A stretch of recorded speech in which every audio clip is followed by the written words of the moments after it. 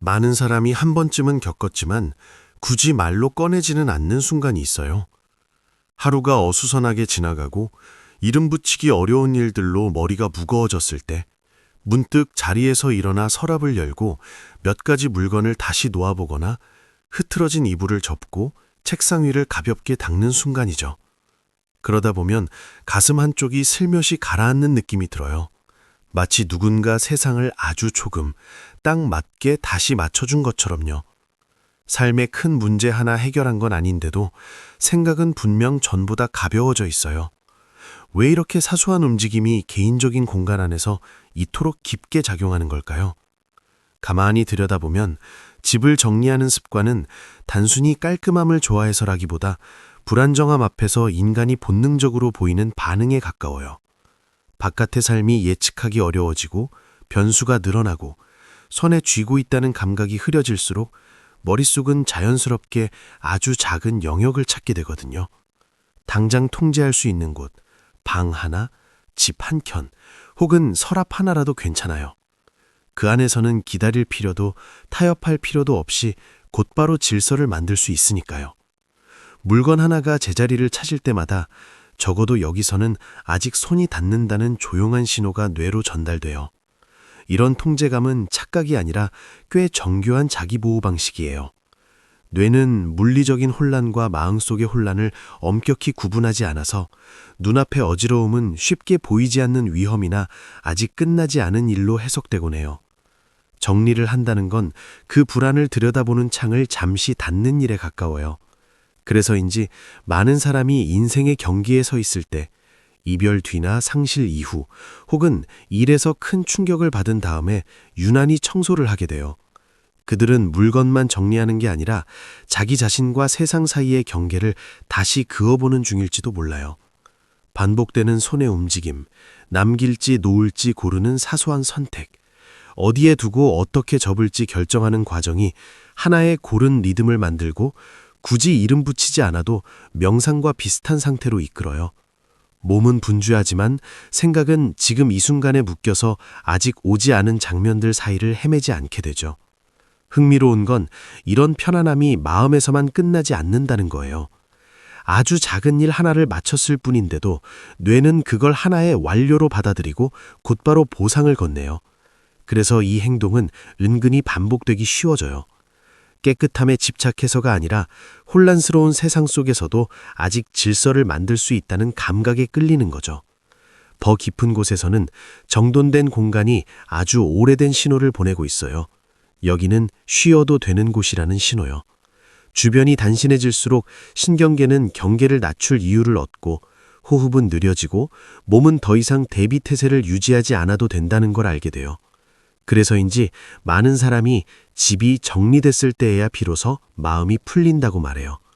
어쩌면 마음도 내려놓기 위해서는 그에 어울리는 풍경을 필요로 하는지도 모르겠어요. 집을 자주 정리하는 사람들을 두고 완벽주의자라거나 까다롭고 질서에 집착한다고 생각하는 경우가 많아요. 하지만 조금만 더 들여다보면 그 행동의 뿌리는 대개 주변 환경에 대한 높은 민감성에서 비롯돼요. 그들에게 물건은 단순히 자리를 차지하는 존재가 아니라 마음의 주의력을 함께 차지하는 대상이거든요. 아무렇게나 걸쳐둔 옷 한 벌, 분류되지 않은 종이 더미, 더 이상 쓰지 않는 물건 하나가 조용히 신호를 보내요. 아직 끝나지 않은 게 있다는 신호요. 특히 불안에 취약한 뇌는 이런 신호를 잘 흘려보내지 못해요. 계속 기억하려 하고 계속 에너지를 써서 붙잡아두죠. 그래서 마음은 늘 살짝 긴장된 상태로 오래 머물게 돼요. 그런 상황에서 정리는 내면의 소음을 낮추는 하나의 방법이 돼요. 물건이 제자리를 찾으면 내려야 할 결정의 수가 줄어들고 처리해야 할 정보도 적어져요. 그만큼 머릿속에 숨쉴 공간이 생기죠. 그래서 밖의 삶이 그대로여도 정돈된 공간 안에서는 유난히 고요함이 또렷하게 느껴지는 거예요. 그런데 정리는 불안을 달래는 데서만 끝나지 않아요. 그것은 자기 자신과 나누는 아주 조용한 대화이기도 해요.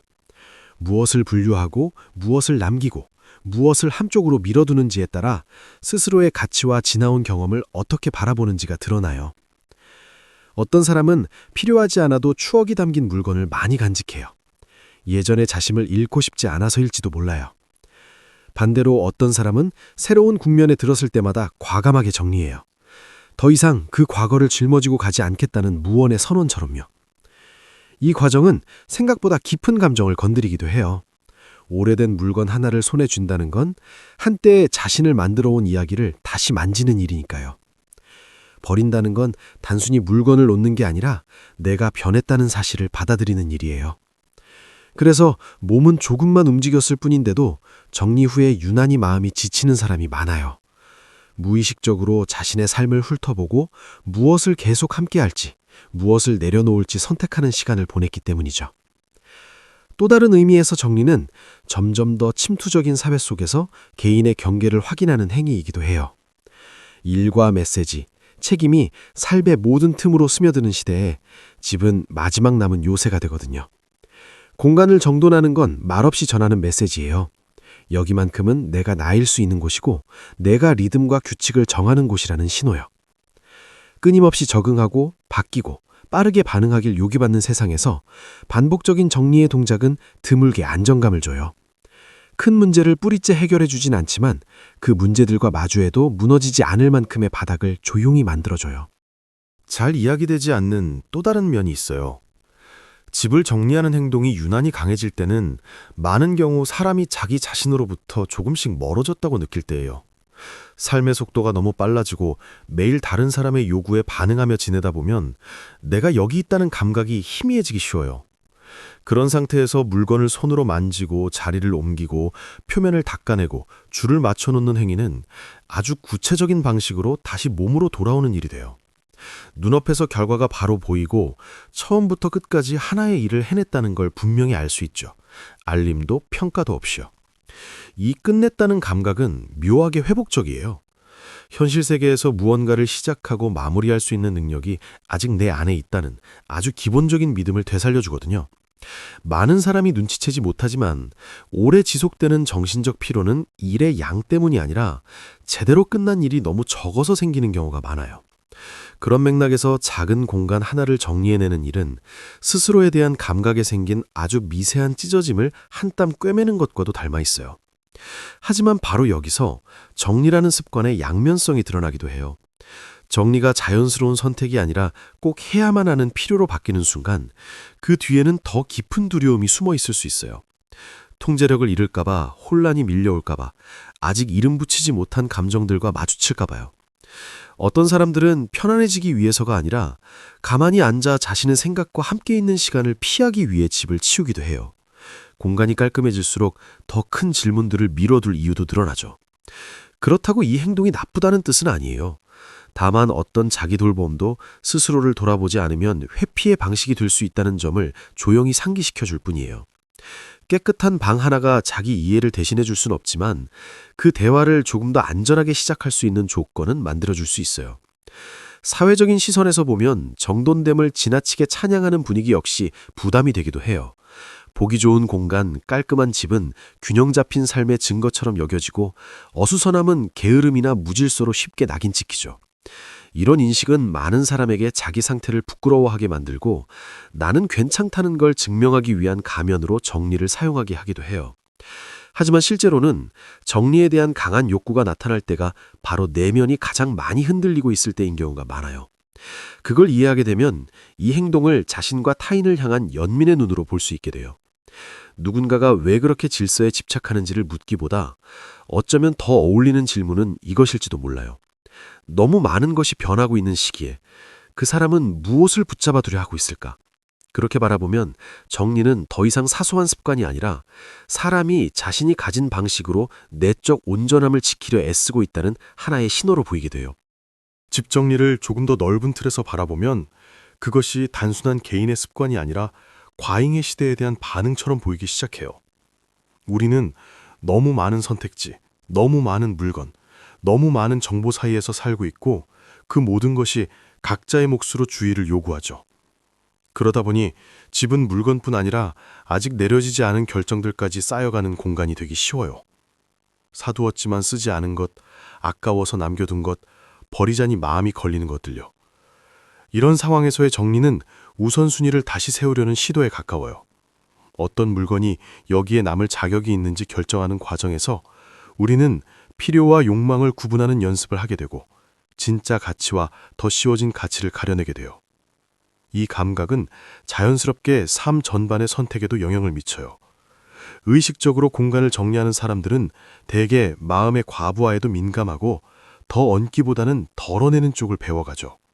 하지만 모두가 단순해지기 위해 정리하는 건 아니에요. 어떤 사람에게 완벽한 질서는 자기 안의 취약함을 막아주는 방식이 되기도 해요. 바깥의 질서가 안쪽의 불안을 가려주는 방패가 되는 거죠. 그래서 익숙한 위치에서 조금만 어긋나도 쉽게 불편해져요. 이 지점에서 정리는 해방이 아니라 스스로에게 부과한 의무로 바뀌어요. 차이는 정리 이후의 감각에 있어요. 끝내고 나서 마음이 가벼워지고 공간이 넓어진 것처럼 느껴진다면 그건 자기 돌봄에 가까워요. 반대로 모든 걸 그대로 유지해야 한다는 긴장감이 남는다면 통제를 잃을까 두려워하는 신호일 수 있어요. 곱씹어 볼 만한 건 현대 사회가 종종 전자보다 후자를 더 부추긴다는 점이에요.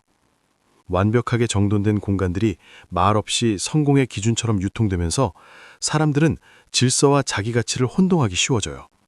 그 순간 정리는 사람을 위한 일이 아니라 정돈된 이미지에 사람이 맞춰지는 일이 돼요. 이 경계를 알아차리는 게 익숙한 행동이 보이지 않는 압박으로 바뀌지 않게 하는 중요한 지점이에요. 가장 건강한 상태에서의 정리는 자신과 나누는 조용한 대화에 가까워요. 지금 나는 무엇이 필요한지, 어디서 과부하가 걸려 있는지, 이 순간 무엇을 내려놓을 수 있는지 묻는 시간이요. 완벽할 필요는 없어요. 다만 지금의 삶을 있는 그대로 반영할 만큼만 솔직하면 돼요. 공간이 유연해질 때 사람도 스스로에게 그만큼의 여지를 허락하게 돼요. 완전하지 않아도 되고 변해도 되고 아무 증명 없이 쉬어도 된다는 여지를요. 이 모든 흐름을 다시 바라보면 집을 정리하는 일이 우리가 흔히 생각하듯 사소한 행동만은 아니라는 걸 알게 돼요. 그것은 생물학과 감정, 그리고 각자의 삶의 이야기가 만나는 지점에 있어요. 정리를 한다는 건 단순히 물건을 옮기는 게 아니라 나와 내가 살아가는 세계 사이의 관계를 조금씩 조율하는 일이기도 하죠. 공간이 덜 답답해지면 마음도 함께 숨통이 트이는 경우가 많아요. 문제가 다 해결돼서가 아니라 신경계가 마침내 경계를 낮출 수 있는 여지를 얻기 때문이에요. 그런 상태에서는 자신에게 귀를 기울이기가 한결 쉬워지고 무엇이 진짜 긴장인지 무엇이 오래된 과부하의 여운인지를 구분하기도 수월해져요. 그래서 많은 사람이 무언가를 새로 시작하기 전이나 중요한 결정을 앞두고 작은 정리를 하나의 의식처럼 치르기도 해요. 생각이 흩어지지 않도록 충분히 고요한 바탕이 필요하기 때문이죠. 다만 분명히 해둘 점도 있어요. 정리는 만능의 해결책이 아니에요. 깊은 치유나 감정과의 솔직한 대화, 삶의 구조를 바꾸는 선택을 대신해 줄 수는 없어요. 이 행동의 진짜 의미는 해석이나 다짐이 아니라 지금 이 순간의 몸과 주의로 이루어진다는 데 있어요. 추상적이지 않고 과한 약속도 하지 않죠. 아주 구체적인 방식으로 스스로를 돌볼 수 있게 해줘요. 제자리에 놓였을 때 정리는 조용한 알림처럼 작용해요. 비록 작은 범위일지라도 여전히 세상에 손을 뻗을 수 있다는 감각을요. 때로는 그 작은 범위가 더 큰 요구들 속에서 휩쓸리지 않게 해주는 버팀목이 되기도 해요. 더 깊이 들여다보면 무엇을 남기고 무엇을 놓을지, 빽빽할지 여백을 둘지는 결국 자신을 대하는 태도와도 닿아 있어요. 물건이 숨 쉴 자리를 허락하는 공간은 감정 역시 판단 없이 머물 수 있는 삶과 닮아있죠. 집에 덜 엄격해질수록 자신에게도 조금은 너그러워지는 경우가 많아요. 그래서 정리 후에 찾아오는 편안함은 단순히 깨끗해졌기 때문이 아니라 안과 밖이 드물게 같은 방향을 향하고 있다는 느낌에서 오는지도 몰라요. 이때의 집은 더 이상 통제해야 할 대상이 아니라 나를 받쳐주는 장소가 돼요. 끊임없이 더 빨리, 더 많이, 더 잘하라고 재촉하는 세상에서 시간을 들여 공간을 정돈하는 일은 조용하지만 분명한 선택일 수 있어요. 넘침 대신 충분함을, 도피 대신 존재를, 버팀 대신 돌봄을 택하는 선택이죠. 그렇게 바라보면 집을 정리하는 일은 하찮은 습관이 아니라 쉼없이 흔들리는 변화 속에서도 스스로를 세워두려는 한 사람의 방식으로 보이게 돼요.